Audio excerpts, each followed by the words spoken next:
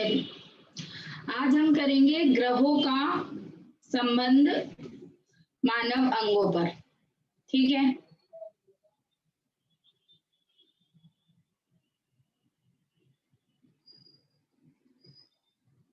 Okay. Line से सारे ग्रह लिखेंगे हम लोग।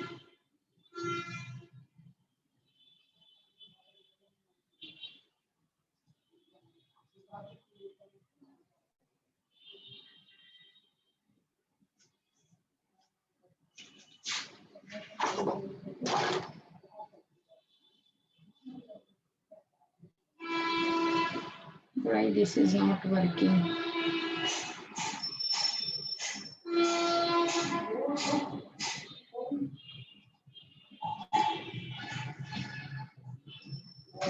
Okay. इससे चल रहा है।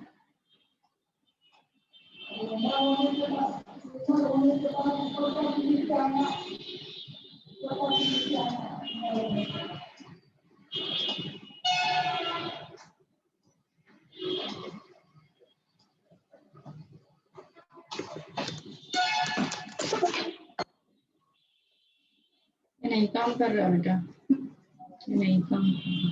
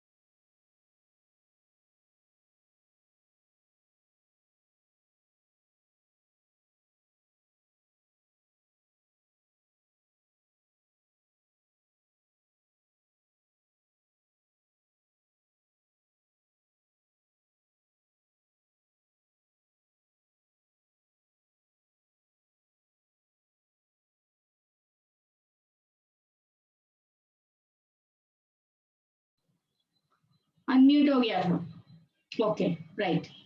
सूर्य, सूर्य क्या है? सिर।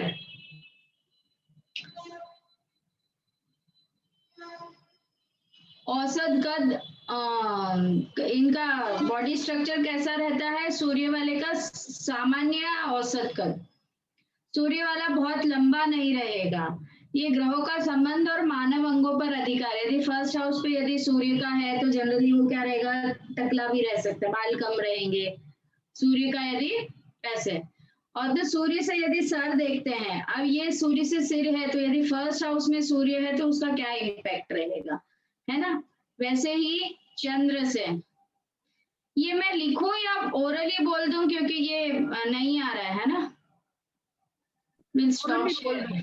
ओरली बोलिए, ओरली बोलिए मैडम। क्योंकि ये नहीं कनेक्ट हो रहा है ना, इससे डिस्टरबेंस भी बहुत हो रहा है। इसको हटा देंगे चुप के टाइम पास। इसको आज मैं कनेक्ट करके देखती हूँ वापस से क्या इसमें फॉल्ट आया।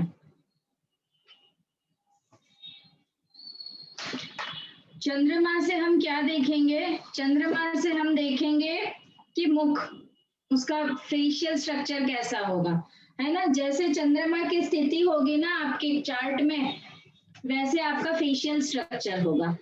अब चंद्रमा किसके राशि में बैठा है, किसके भाव में बैठा है, किसके जैसा किसके प्रभाव में है, कौन उसका नक्षत्र स्वामी है, तो वैसा आपका चेहरा होगा।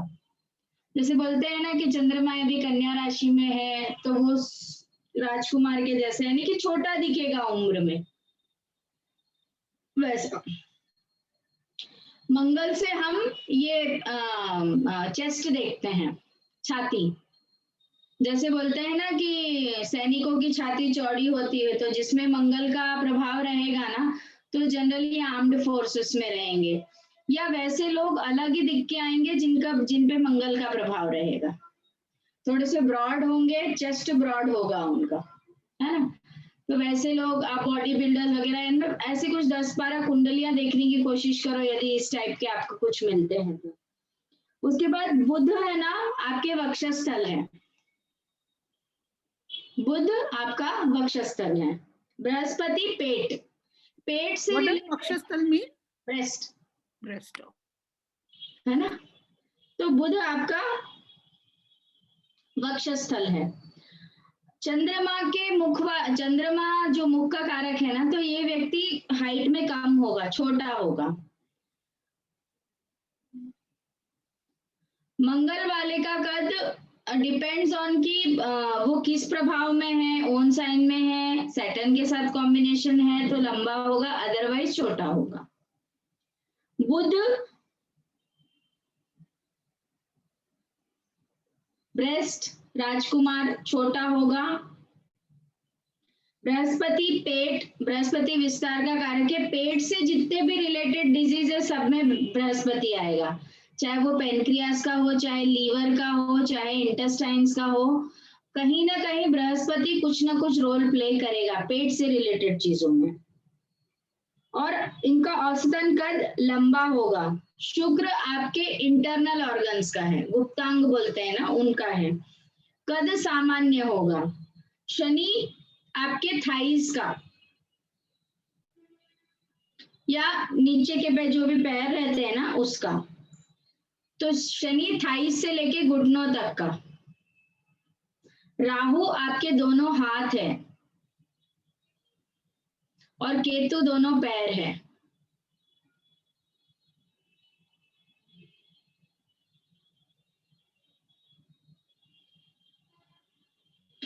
अब ये जितने भी स्वामी है ना, सूर्य, चंद्र, मंगल, बुध, गुरु, तो ये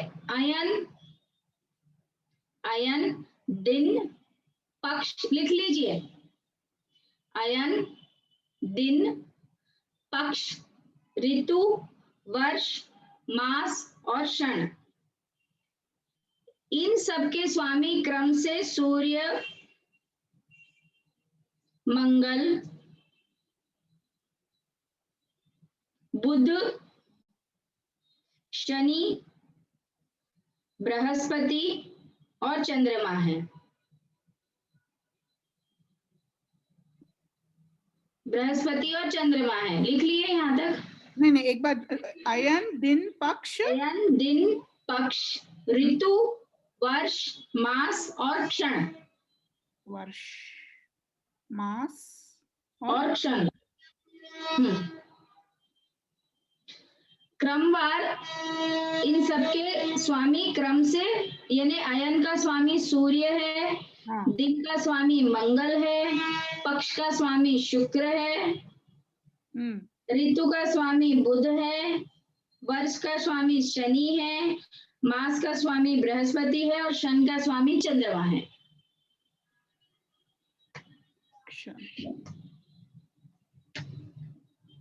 सूर्य का 6 मास में,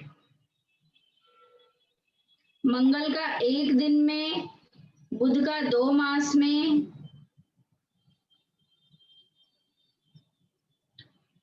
बृहस्पति का 1 मास में, चंद्रमा का क्षण भर में फल होता है।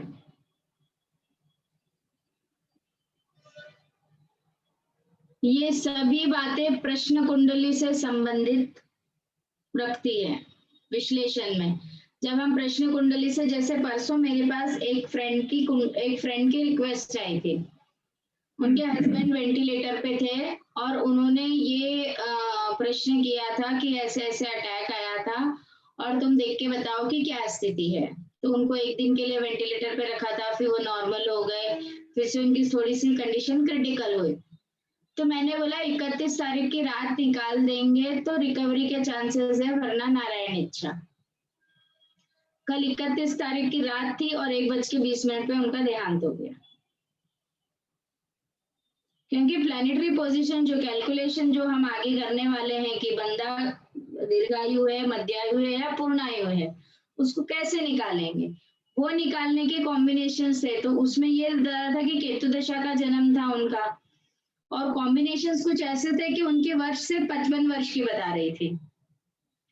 तो 1965 का बॉर्न है और 2021 चल रहा है, तो 55 वर्ष हो गए उनको। और उस समय प्रश्न कुंडली में जो सैटर्न की, केतु की जो दशा, जो कॉम्बिनेशन ट्रांजिट जो बन रहा था, वो यही बता रहा था कि समय नजदीक है, निश्चित है।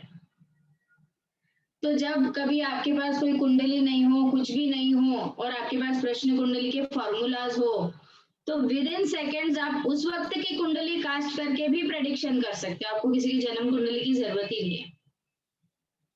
एक बार रिपीट करिए ना मैडम। सूर्य 6 मास, सूर्य 6 मास, मंगल का 6 एक दिन। 6 मास मैडम, 6। हाँ, अयन का स्वामी है ना सूर्य, दक्षिणायन और उत्तरायण, तो 6 हाँ 6। मास। ओके। हाँ, मंगल का एक दिन, यस। बुध का 2 मास, ओके। बृहस्पति का 1 मास, ओके। चंद्रमा का क्षण भर में फल होता है। तो शनि को कंसीडर नहीं करना मैडम? शनि का दिया ना मैडम, शुक्र और शनि का नहीं बोला मैंने। नहीं।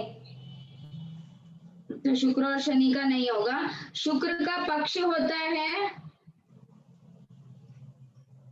बुध का इन्होंने 2 मास बोला, लेकिन हम लोग बुध का ऋतु से देखते हैं, बुध का ऋतु से देखते हैं।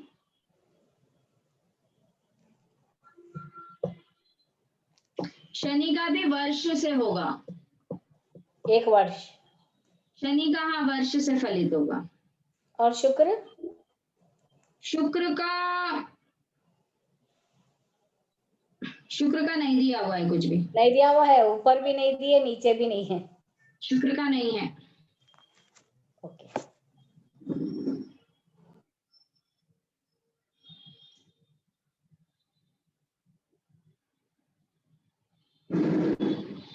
बृहस्पति, शुक्र, मंगल और बुध शाखाओं के स्वामी हैं।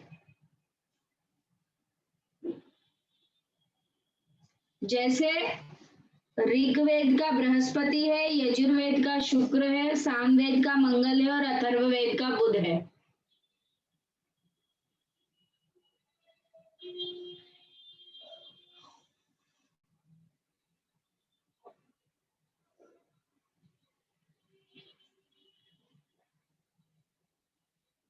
जुपिटर ऋग्वेदा, शुक्र यजुर्वेदा, हाँ, और मंगल सामवेद और बुध अथर्ववेद, क्योंकि अथर्ववेद में पूरी कलाकृति, संगीत ऐसे कुछ रहता ना।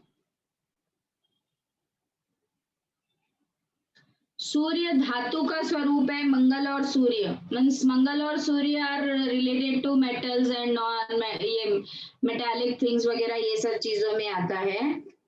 जैसे चंद्रमा और शनि क्या है, मूल प्रधान है, यानी किसी चीज के डेप्थ में अपने को रूट में जाना है ना, तो मून को और सैटर्न को समझना होगा। शुक्र और बृहस्पति जीव है और बुध मिश्र संज्ञक है, यानी बुध कॉमन कैरेक्टरिस्टिक्स बताएगा किसी भी चीज के। ग्रह और उसके रोग,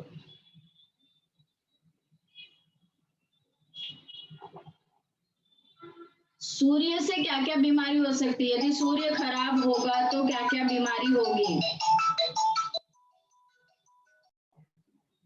चलिए, सूर्य यदि आपकी कुंडली में खराब है, या सूर्य कभी कोई बैड कॉम्बिनेशन में आ जाता है उस साल के वर्ष कुंडली में, तो आपको क्या क्या रोग हो सकते हैं। तो सूर्य क्या है, उग्र प्लैनेट है ना, गर्मी का कारक है, तो सबसे पहले बॉडी में हीट की समस्या होगी, है ना। उसके बाद जिगर से संबंधित यानी लिवर से संबंधित रोग होंगे, आंखों से संबंधित रोग होंगे, दांत से संबंधित रोग होंगे और न्यूरोलॉजिकल डिसऑर्डर। अब देखिए आप, लिवर से संबंधित रोग यदि हुए, वहीं पे कहीं पे पेनक्रियास भी आ जाता है। डायबिटीज किसी को हो गया तो उनको फिर क्या हो जाता है, नेक्स्ट स्टेज क्या रहती है, न्यूरोलॉजिकल डिसऑर्डर की रहती है। है ना। चंद्रमा, चंद्रमा यदि किसी का एफ्लिक्टेड है तो सबसे पहले स्लीपलेसनेस, मन से जितने भी रिलेटेड रोग है, किसी का मन नहीं लगना, देखो नींद वगैरह कब चले जाएगी, जब बंदे का मन नहीं लगेगा, बंदा टेंशन में रहेगा, डिप्रेशन में रहेगा, और जितने भी मनस्थिति से जितने भी रिलेटेड बीमारियां हैं। उसके बाद फेफड़ों के रोग, पागलपन, कफ, कफ संबंधित रोग, क्योंकि चंद्रमा क्या है, वाटरी प्लैनेट है ना, तो मून बहुत ज्यादा वाटर साइन में चले गया या मून में बहुत ज्यादा वाटर हो गया तो बंदा कभी भी सर्दी से उबरेगा नहीं, उसको ल्यूनेटिक्स बोलते ना, ल्यूनेटिक्स। हाँ, ल्यूनेटिक, सर्दी से रिलेटेड सारी बीमारियां होगी, कमजोरी होगी, पाचन विकार, डाइजेशन की प्रॉब्लम, जॉइंटिस, यदि और ब्लड के डिजीजेस, ब्लड कैंसर में बहुत सारे लोग राहु राहु राहु बोलते हैं, लेकिन राहु, मून और मार्स देखना जरूरी है, क्योंकि मार्स रेड कलर का कारक है, राहु कैंसर का कारक है, ऐसी बीमारी जिसका अचानक पता चले या बाद में पता चले, और उसमें जो लिक्विड पदार्थ है, देखिए हमारी सारी सृष्टि 75% वाटर की है और 25% बाकी कंटेंट्स की है। तो पानी जब भी खराब होगा, किसी की भी मनस्थिति जब भी खराब होगी ना, उसका सारा काम खराब हो जाएगा। आप अच्छे मूड में हो, आपका मन अच्छा है तो आप सारा काम अच्छा करोगे, आप खराब मूड में हो, आपका मन खराब है, आप कुछ भी काम अच्छा नहीं करोगे। वैसे ही जैसे कोई खुश इंसान, जैसे कोई सोच सकता था कि सुशांत सिंह राजपूत सुसाइड करेगा, इतना जिंदा दिल इंसान था ना, इतना खुश मिजाज, इतना अच्छा काम करा, लेकिन उसकी मनस्थिति खराब होने से, या उसने करा या जो भी हुआ, लोग बोलते हैं, लोग तो सुसाइड ही मानते हैं, यदि उसने सुसाइड कमिट की है तो क्यों की है, लास्ट उसकी जो मूवी रिलीज थी उसमें उसके फेस पे दिख रहा था कि वो डिप्रेशन में। तो ये सारा खेल चंद्रमा का, पानी का या मन का है, तो इसीलिए बहुत सारे आयुर्वेदिक डॉक्टर्स पानी से उपचार बोलते हैं। एवरी 20 kg को 1 लीटर पानी पीजिए, आपकी बहुत सारी बीमारियां, क्योंकि क्या होता है, पानी हर चीज को फ्लश आउट करता है। आप देखिए जितनी भी आप चाहे जैसे गर्म कर लो, क्या बोलते हैं, गंगा जी में पाप धोआ, यानी वाटर हैज दैट, वो सीधा बोलने का ये मतलब है कि पानी में या चंद्रमा में उतनी ताकत है कि वो गलत से गलत चीज को भी ठीक कर सकते। मैडम जा रहे पाप धोने, जा रहे हरिद्वार। नारायण नारायण।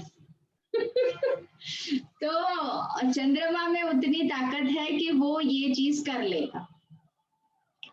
क्यों बोला जाता है, जैसे यदि वाल्मीकि का मन परिवर्तन नहीं होता तो वो रामायण नहीं लिखता, मन परिवर्तन से ही करा ना। तो चंद्रमा मन के रोगों का कारण, यदि चंद्रमा खराब हो गया तो बंदा हमेशा कंप्लेनिंग रहेगा, कभी भी देखो रोता ही रहेगा, ऐसा वैसा वैसा वैसा, लोगों की कमियां निकालना और खुद दुखी होना, है ना। अपने दुख से तो कम दुखी, लोगों के सुख दुख से ज्यादा दुखी बंदा, है ना। और दिन भर किर किर किर किर किर किर चालू ही रहेगी, उसको हर किसी में कमी दिखेगी, हर किसी में कुछ ना कुछ प्रॉब्लम्स दिखेगी। ऐसे लोगों को पेरेंट्स का सुख भी, मतलब माता का सुख भी नहीं मिलता। जैसे इसके पहले के वीडियोस में, मैं आज अपने वीडियोस चेक कर रही थी, मैंने क्या क्या क्या क्या बात करी है या कैसे करी है, कहाँ आगे से पढ़ना है, तो वहां पे मैं देख रही थी, जैसे सूर्य खराब भी रहा ना कुंडली में, या उस साल उस वर्ष सूर्य खराब रहा तो पिता से भी डिस्प्यूट होगा। सूर्य यदि, कभी बोलते हैं ना कि अचानक कोई बच्चे छोड़ के चले जाते हैं, अचानक कोई बच्चे, फादर और सन का डिस्प्यूट हो जाता है, या अचानक, तो सभी कुछ अच्छा था तो अचानक ऐसा क्यों हुआ, बहुत लोग क्वेश्चन पूछते हैं। जन्म कुंडली देखते हैं, वर्ष कुंडली कोई नहीं देखता है कि वर्ष कुंडली में क्या स्थिति है, नहीं जन्म कुंडली से तो ये ऐसे करना ही नहीं चाहिए था, जन्म कुंडली से तो सब अच्छा है, फिर क्यों हुआ, लेकिन उस साल की वर्ष कुंडली कोई नहीं देखता है। तो वर्ष कुंडली भी देखना बहुत जरूरी है कि वर्ष कुंडली में इस समय में उनके जन्म के समय में क्या चेंज हुआ। तो जब भी, हाँ, वर्ष कुंडली में वो इट्स डिटेल्स क्या डालते हैं, कुछ डिटेल्स। वर्ष कुंडली उसके साथ ही आते, जब आप जन्म कुंडली बनाते हो ना तो वर्ष कुंडली अपने आप सॉफ्टवेयर में बन जाती है। अच्छा, okay, that is prediction by ताजिक शास्त्र। ओके। उसके बाद मंगल, जितने भी एक्सीडेंट्स, गर्मी के रोग, बुखार, चेचक, फोड़े, फुंसी, ब्लड प्रेशर की बीमारी, पित्त जनित, यानी कि जो चीज कोई चीज ब्लॉकेज से, जो पित्त जनित जो रहती है ना, पित्त किसको बोलेंगे? कड़वापना। मंगल क्या है? कड़वा प्लेनेट है ना, तो पित्त क्या रहता है? पित्त कड़वा रहता है ना। पित्त हो गया, पित्त की मात्रा इंक्रीज हो गई बॉडी में, तो डिसबैलेंस हो जाता है। तो ये जितने भी है, हाई ब्लड प्रेशर मंगल से होगा। ये मंगल आपका यदि वो हो रहा है ना, खराब हो रहा है ना, तो आपको उत्तेजना देगा। जैसे आपके बॉडी में उत्तेजना बढ़ी तो आपका ब्लड प्रेशर हाई होगा, विच विल लीड टू, क्योंकि लाल का रंग का कारक है ना, तो वो आपके खून को इफेक्ट करेगा। फाइनली जब खून या ब्लॉकेजेस कुछ ऐसे आएंगे, जो भी आएगा, तो उसका कारण मंगल रहेगा। जब ये सब जानना इसलिए जरूरी है कि जब कभी भी इस टाइप की बीमारी रहे तो रेमेडी कौन से प्लेनेट की करनी। लोग सीधा महामृत्युंजय बिठा देते हैं, कोई भी बीमारी आए तो चलो शंकर भगवान को परेशान करो बोल के बिठा देते हैं। शिव का वास भी नहीं देखते। यदि शिव का वास शमशान में है तो भगवान बोलते चलो भैया, जहाँ मैं बैठा हूँ वहीं लेके जाऊंगा। घर में है तो घर में लेके आएगा, शमशान में है तो शमशान में लेके जाएगा। अरे हाँ, फिर भगवान को दोष देते हैं, हमने तो महामृत्युंजय बिठाया था, इतने पंडित जी लगाए थे, इतने पैसे लगाए थे, फिर भी बंदा नहीं बचा। तो भाई शिव का वास देख लेता पहले। जिस देवता का आह्वान कर रहा है उसका वास तो देख ले कि वो बैठा कहाँ है। और आजकल पंडित जी भी उतने ही पढ़े लिखे रहते हैं कि उतनी पंचांग आती है उनको। अच्छा, ये शिव का वास कहाँ दिखता है पंचांग में? पंचांग में है। मैं कभी साउथ इंडियन में कभी सुनी नहीं मैं ये, इसके लिए। पंचांग बहुत कम लोग सही पंचांग बताते हैं, करेक्ट। इसीलिए पंचांग को पढ़ना बहुत जरूरी है। मैं कभी सुनी नहीं है। पंचांग पढ़ना आ गया ना राजा जी, आपको 3/4 ज्योतिष आ जाएगा। ओके। पंचांग में सब कुछ दिया हुआ रहता है। ओके। तो कभी रेमेडीज भी बहुत देख समझ के करानी है कि करानी कब है, लगेगी कि नहीं लगेगी। क्योंकि क्या करते हैं, पैसा मिलेगा, बड़ी आसानी है, बैठा दो, भले वो जाप कर रहा है कि नहीं कर रहा है, लेकिन उसका दोष फिर उतना ही होता है। बुध, बुध क्या है? आपके पूरे नर्वस सिस्टम का कारक है। जितनी भी आपकी नर्व्स वगैरह है ना, ये सब का कारक बुध है। मस्तिष्क के रोग, मिर्गी, त्वचा के रोग, स्किन डिजीजेस जितने भी है ना, उसका कारक बुध है। रक्त की कमी, यानी कि जिसको रेड ब्लड सेल्स कम हो जाते हैं ना, या एनीमिक हो जाता है, उसमें क्या करते हैं हम, रेमेडी क्या करते हैं? आयरन खाओ, है ना। मंगल का दुश्मन, बुध का दुश्मन कौन है? मंगल। बुध किससे दबेगा? मंगल से दबेगा, क्योंकि बुध है छोटा भाई, मंगल है बड़ा भाई। इसको धमकाना है तो मंगल को रेस करो, ये उसको काउंटर करेगा। तो इसीलिए ऐसा। फोड़े फुंसी जितने भी होते हैं रक्त विकार के कारण होते हैं ना, आपके ब्लड में कुछ भी प्रॉब्लम हुआ तो बॉइल्स हो जाते हैं, तो उसको क्या करते हैं? नीम के पत्ते का पानी लगाओ। नीम एंड ऑल इज मंगल। कड़वा है ना, एनीथिंग विच इज कड़वा इज मंगल। तो नीम के पत्ते का, नीम से नहाओ, गर्म पानी से, एनीथिंग हॉट इज मंगल, क्योंकि मार्स इज हॉट, तो गर्म पानी से ऐसा। बृहस्पति अगेन लीवर यानी जिगर, कफ जनित रोग, कान के रोग, कैंसर, जॉइंडिस, हेपेटाइटिस, जितने भी लीवर से रिलेटेड डिजीजेस है ना, वो सारी बृहस्पति, क्योंकि पेट आ गया ना, तो लीवर से रिलेटेड। शुक्र all internal organs related issues, उनको बोला जाए तो पित्त विकार, वीर्य नाश होना, गुप्तांगों के घृणित रोग, मूत्र संबंधी रोग, यानी कि यूरिन से रिलेटेड पूरे जितने भी रहते हैं, ये सारे रोग जो भी होंगे वो शुक्र की कैटेगरी में आएंगे। एनीमिक भी रहा तो शुक्र की कैटेगरी में आएगा। व्हाइट ब्लड सेल्स का कम होना शुक्र की कैटेगरी में आएगा। क्योंकि व्हाइट चीजें जितने भी है ना उसका कारक शुक्र है, तो व्हाइट ब्लड सेल्स कम हुए तो शुक्र के कैटेगरी में आएगा।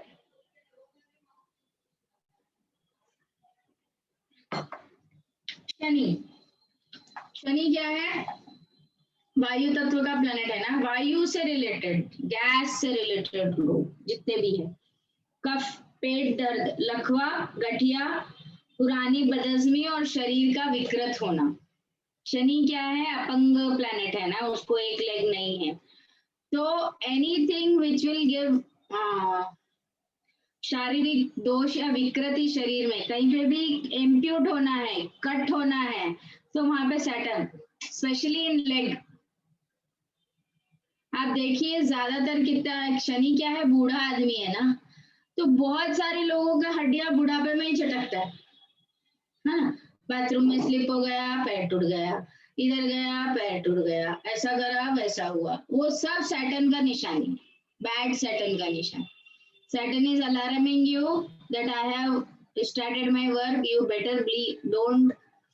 तो उसमें क्या करते हैं, एक तो बैड सैटर्न हो जाता है, उसमें भी फिर हम क्या है, किसी से सेवा लेते हैं, somebody has to help us, again we are creating karmas. You have to be very patient at that time. If you are aggressive, again you are spoiling your Saturn. You have to be very patient during your diseases.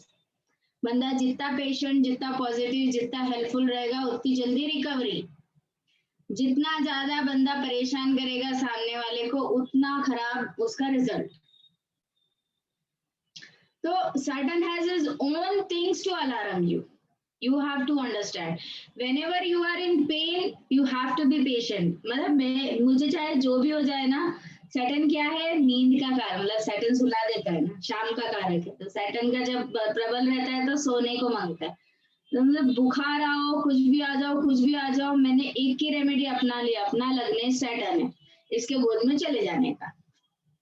I sleep for long hours, और मेरा remedy वही है कि मैं जल्दी recover हो जाऊं। बहुत तेज बुखार है, सर में दर्द है, पेट में दर्द है, कुछ भी है, I will just sleep and I will not disturb anyone कि तू मेरा सर दबा, कि पैर दबा, कि ये कर, कि वो कर। स्पेशली तो नो, चंद्रमा सैटर्न के साइन में है ना, I better go surrender to Saturn, and many a times without medicine I am cured. So we have to find our own remedies, what is working according to planet. You surrender to that planet, which planet is ticking we know. If it is fever, it is Mars. Definitely दर्द का कारण 8th house and Saturn, उस house का कारक कौन है? Saturn. Any pain in your life, 8th house is the karaka of pain. Then who is the karaka of 8th house? वो भाव का कारक स्वामी कौन है? Saturn है। तो सैटर्न है ही दर्द का कारक, विक्षोभ का कारक, विक्षोभ का कारक। उसके शरण में चले जाओ, डू समथिंग जिससे सैटर्न प्लीज हो। आप देखो जिस बंदे को बुखार आके तुरंत पसीना आता है ना, उनका बुखार जल्दी ठीक हो जाता है। Why? Because Saturn is pleased. Sweat का कारक सैटर्न है, वाटर में सॉल्ट का कारक, समुद्र का कारक सैटर्न है। Fresh water is moon, but salty water is Saturn. देखो जिसका तल दिखता है ना, वो नदी का पानी मीठा होता है, दैट इज प्योर मून। और जिसका तल नहीं दिखता है और जिसका पानी खा रहा है, जिसका डेप्थ है, that is pure Saturn. Saturn is salty. तो वैसा है। तो आप देखो पैरों में दर्द है, सॉल्ट वाला नमक लो, गर्म पानी में नमक डालो, नमक और उससे लाल वाला नमक। व्हाइट नमक इज सैटर्न मून, रेड नमक इज मार्स सैटर्न।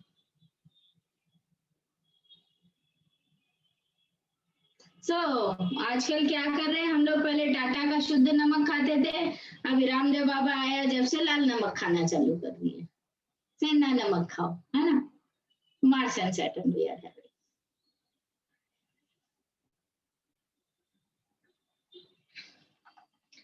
तो शरीर में कभी भी सर्जरी, कुछ भी चीज, any organ transplant, anything, 8th house has to come, Saturn and Mars has to come. Cut लगेगा मतलब सैटर्न और मार्स आएगा। कट लगेगा तो सैटर्न आएगा, ब्लड शेड होगा तो मार्स आएगा। According to your houses and planets organ transplant आएगा। उसके बाद राहु और केतु। राहु केतु क्या है? All the epidemics, we have already witnessed the epidemics. Rahu in on sign, Ketu in on sign. When Rahu was in Gemini and Ketu in Dhanu Rashi, Sagittarius. So every 120 years this cycle will go. Every 9 years there will be a major change. See, when Rahu is in Gemini, Ketu is in Dhanu Rashi, Sagittarius, there will be a mass destruction or there will be a change which will mass community change आएगा, है ना? Then reversal, in 9 years again they will go opposite, अपना नीच राशि में रहेंगे. तब anything in means suddenly there will be a change in behavioral pattern of people. हम क्या बोलते हैं? हर 10 साल में कुछ चीज बदलती है. Every 10 years there is a drastic changes. That is the combination, because 18 years Rahu will again come back to its own sign. Now ऐसे ही मैं ऐसे कैलकुलेट कर रही थी कि 120 साल क्यों? Why 120 years? Then I found कि बृहस्पति एक साल में एक राशि परिवर्तन करता है, तो 12 साल में बृहस्पति एक पूरा चार्ट कवर करेगा. एवरी 120 ईयर्स जब भी बृहस्पति के 10 राउंड्स होंगे, ये राहु केतु धमाल करेंगे.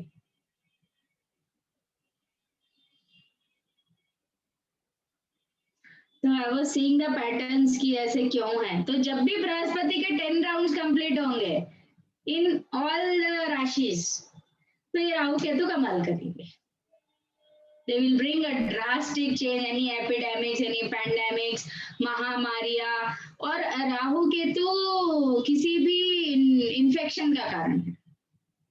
All type of infections is Rahu. तो क्या करते हैं? इन्फेक्शन जैसे ही हुआ तो उसका रेमेडी क्या बताते हैं? माता के मंदिर को जाओ, वहां पे ठंडा जल चढ़ाओ. Bonalu and all is what? Cure from राहुज दिस थिंग. नीम का पत्ता से वो करो, माता को ठंडा करो. That is nothing but we are pleasing the Lord of Rahu, that please do not give us any infections. Chaitra का महीना आता है, 1 से 7 तक 1 से 9 तक नवरात्रे रहते हैं ना. वो टाइम पे बोलते हैं डेली यदि नीम के कवले पत्ते बिना मुंह धोए सुबह पेड़ नीम के पेड़ के नीचे उसकी आज्ञा लेके 7 पत्ती नीम के यदि डेली 7 दिन 9 दिन तक खा लो ना नवरात्रि में, अब कोई भी बीमारी स्किन का रिलेटेड या आपके इन्फेक्शंस नहीं होते बोलते.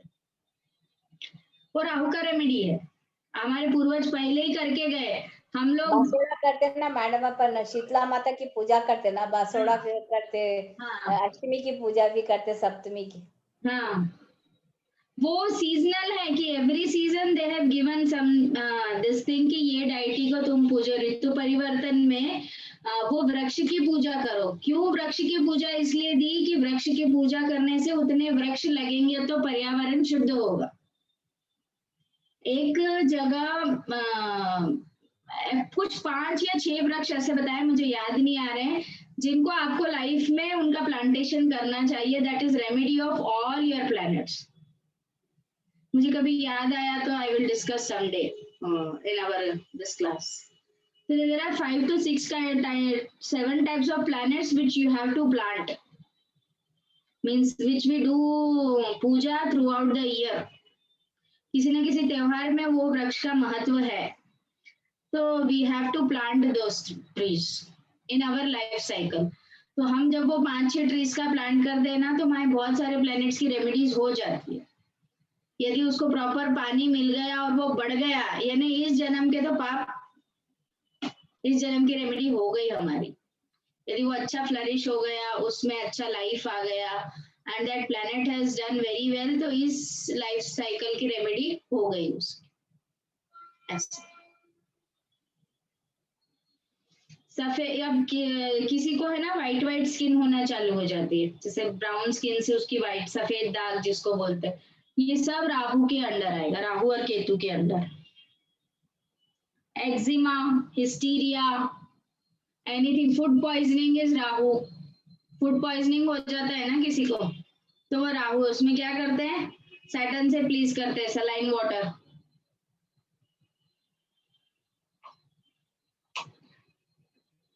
जहर निकालने का एक ही तरीका, नमक बहुत खिला दो,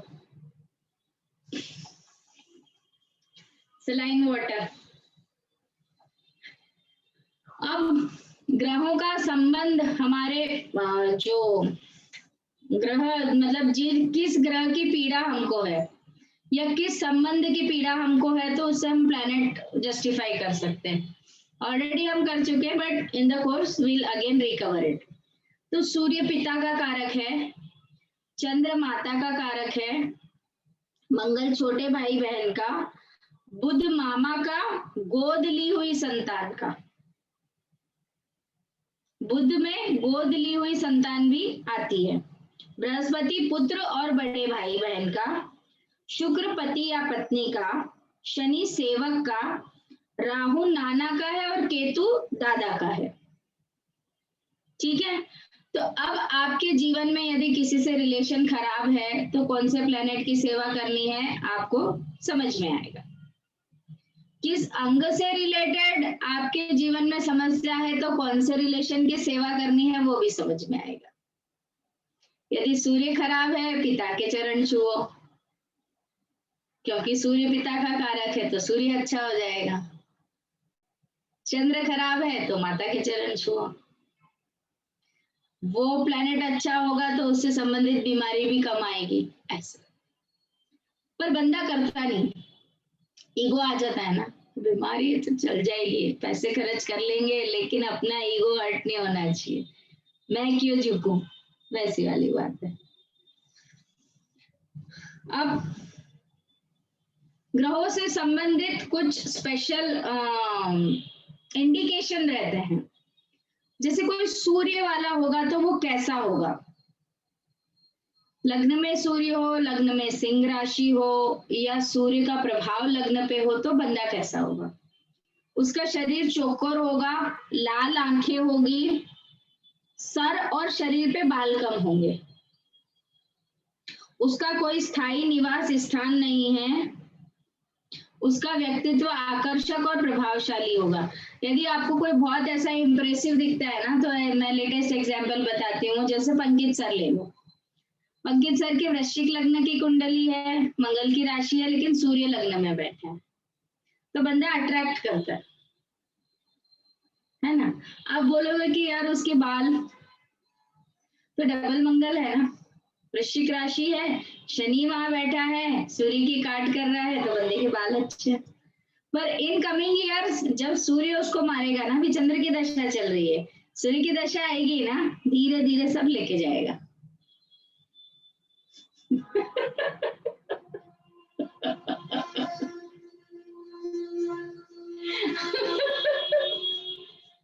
फिर चटाई लगवानी पड़ेगी आर्टिफिशियल, है ना। उसके बाद चंद्रमा, चंद्रमा वाटर बॉडीज है ना, तो व्यक्ति थोड़ा सा बल्की होगा, स्थूल शरीर, युवक और वृद्ध दोनों है, क्योंकि चंद्रमा का उजाला पक्ष भी और अंधेरा पक्ष भी है। पूर्णिमा वाले को हम युवान बोलते हैं, अमावस्या वाले को हम बूढ़ा बोलते हैं, तो चंद्रमा में दोनों चीजें आएंगी। गोरा वर्ण, सुंदर नेत्रों वाला, कम बाल, मिजाज संतुलित और मीठा बोलने वाला होगा, बुद्धिमान और राजनीति दक्ष। चंद्रमा इज वेरी डिप्लोमेटिक, माइंड बुद्धिमान होगा वो। मंगल, मंगल फुल ऑफ एनर्जी, बंदा उग्र होगा, उसके घुंघराले बाल होंगे, आंखों में लालपना होगा, कमर पतली होगी। अब यदि बचपन का यदि आप फोटो देखोगे ना, तो आई वॉज 16 इंचेस की कमर थी मेरी, मतलब इतनी दुबली थी, तो लग्नेश मार्स। लेकिन जैसे जैसे गुरु की दशा आई ना, तो आई ब्लोटेड लाइक समथिंग, तो मार्स का इफेक्ट कम हो गया।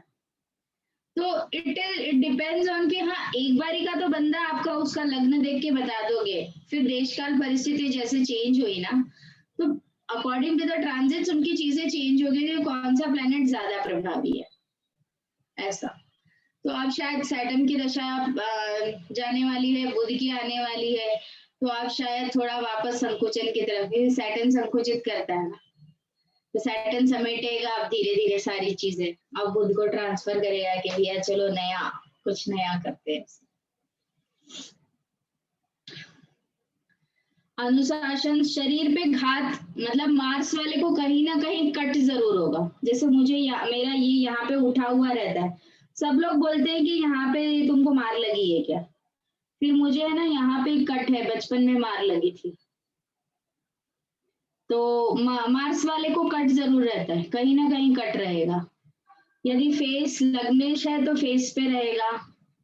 यदि मार्स और किसी भाव को वो करता है, तो मेरा मार्स 11th हाउस को भी देखता है, तो मेरे को थाई पे भी कट है, थाई पे भी कट है, 50 स्टिचेस है थाई पे।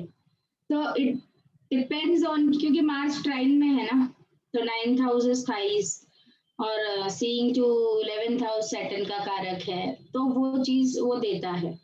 मार्स कट्स देगा बॉडी में। आप जितने भी मार्शियन लोगों को देख लो ना, उनको कहीं ना कहीं वुंड्स होंगे, और एक्टिव मार्स रहेगा तो बुलेट भी देगा, और बहुत ज्यादा एक्टिव रहेगा तो जंग में लेके भी जाएगा।